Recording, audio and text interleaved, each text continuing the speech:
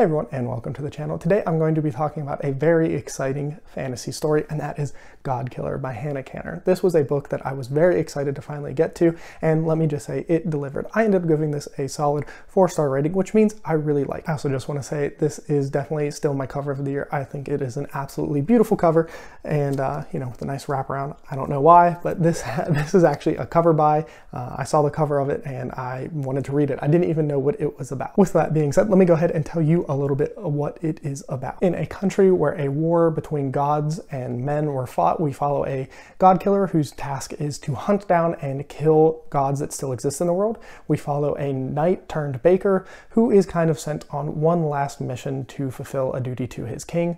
And the last two characters are kind of intertwined together, and it is a god, and it is a girl whose life is turned upside down when her family manor is destroyed. Now, I think the best way to talk about this book is to talk about things that I think worked for me and that I really liked, and some things that didn't work, but I think that's the best way to talk about it. This is a shorter book. I think it's just over 350 pages or right around that mark. So, without giving too many things away, I think the best thing to do is just talk about that. So let's go ahead and talk about my first like, which is going to be this world. I found this world to be really fascinating. The dynamic between the gods and the humans, anytime you have a world where gods are not infallible, are not immortal, can be harmed, especially by humans, I really think that's an interesting conflict. And one interesting thing that the world does, and with the gods here, there are gods for literally everything. And when I mean everything, I mean there's like a god of like broken sandals. And there are different kinds of gods that, and we don't get too much of this, but there are gods for, things that are kind of like eternal and that have always been. Think of like a river, the water, the sea, those kinds of things. But then there are also gods for new things, like I just said, broken sandals, anything that somebody could pray to, want fixed, anything, there are gods, which is incredibly interesting to me. And while I said in the about section of this story that there was a war between gods and the humans killed out most of the gods, there are still gods in the story, obviously, and I find all of those interactions in the world to be very interesting. This could have been a story where the gods were kind of all gone, and like the magic was missing from the world, and thankfully that's not what we get. There are still some very powerful gods that are alive and doing things in this world, which is very, very interesting. So the gods are another positive, and I think another positive that is kind of wrapped up into that is the magic in this world.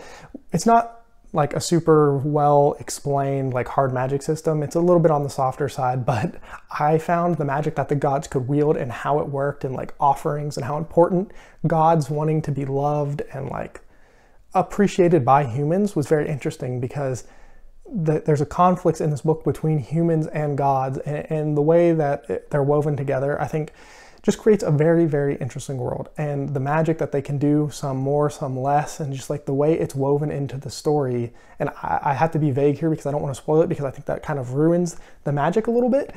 Just know that it's very fun, and fun in a creative way. And I really wish I could say more, but I don't want to spoil it. So just know that the magic that we do see in this story is woven in extremely well, and shows how a god that has a power that you don't think could be very useful actually is.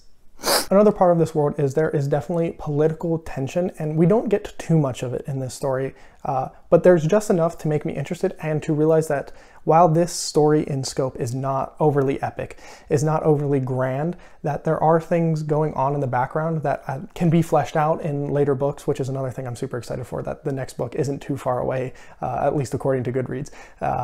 But the fact that they're there and can be expanded upon made me want to see more of the world, but was told to us in a way that made sense for the story we were in. And that's always a good thing to me, when those kind of background political maneuvering can be woven into the story we're being told, even if they're not necessarily like involved in like sitting in a court and like those backhanded compliments and conniving, where you just kind of hear rumors through different avenues and people and different political groups aligning and wanting different things. It was great. And one other thing I really liked about this world is people are not safe. One of my biggest things that I hate in fantasy is that characters feel so safe. And, I said this in my Prophet of Edan, review, that I like when I think a character is safe and then all of a sudden they are no longer safe. And that is just such a strong suit in any fantasy book I'm reading. I want there to be consequences. We are living in a world that is not safe, that bad things can happen, that there are forces that are against humans, there are forces that are not aligned with everybody, and to see some of those actions actually have consequences, always a huge positive. If a story can't deliver consequences to me, it makes it feel there's no tension. I can't feel that tension. And so, you know, that's always a negative for me when it's not there. And fortunately, it was a part of this book. And the last thing I want to mention as a positive is this felt really fresh to me. And I don't know if that's just because of the fantasy I normally read. It's a little bit more epic in scale, is told from a very different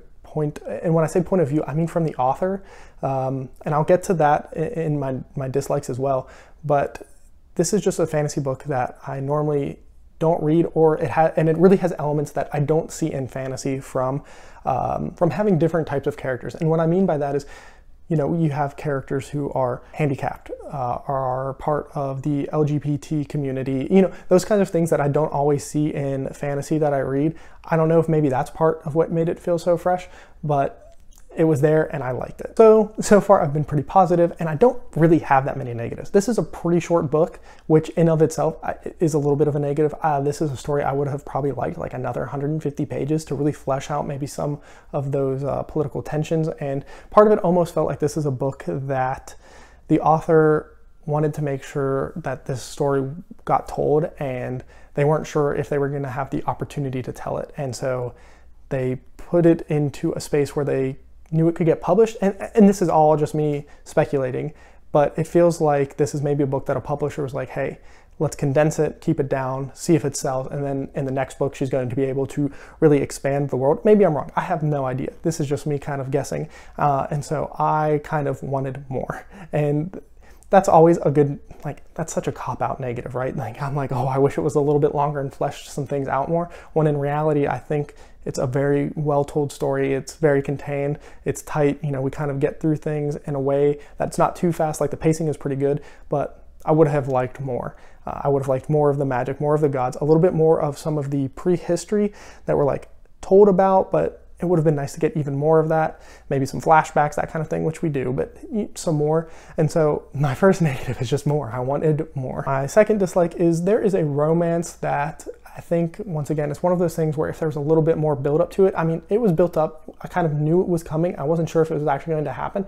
I actually like the romance itself. I think it makes sense for the characters that end up having this romance.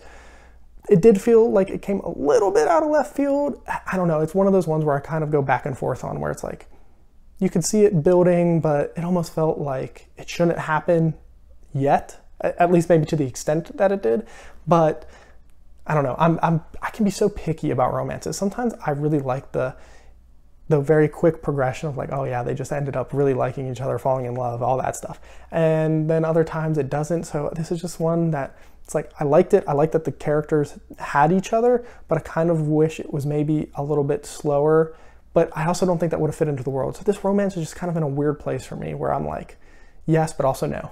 And the last thing I wanted to mention as a negative, and this isn't necessarily a negative for me, I don't mind it. I also said this in my Prophet of Edan review, that I don't mind seeing the author placing in not even necessarily their real world views, but views from the real world very heavy-handedly put into this book.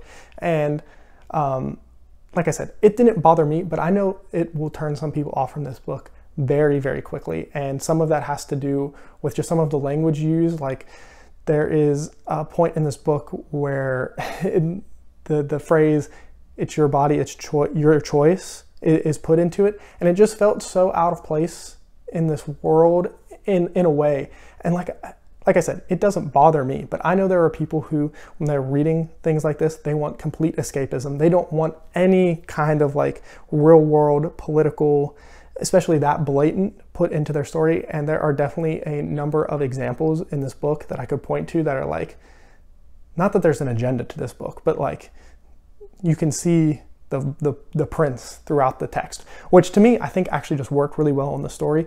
But I just want to put that out there for readers who want to just kind of escape more than have reminders of the real world inside of their reading. So my last thoughts is, I am very happy that I finally got around to this book, and I am very much looking forward to the next one.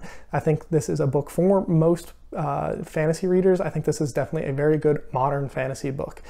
So Let me know if you plan on checking out this book, and as always, have a good one.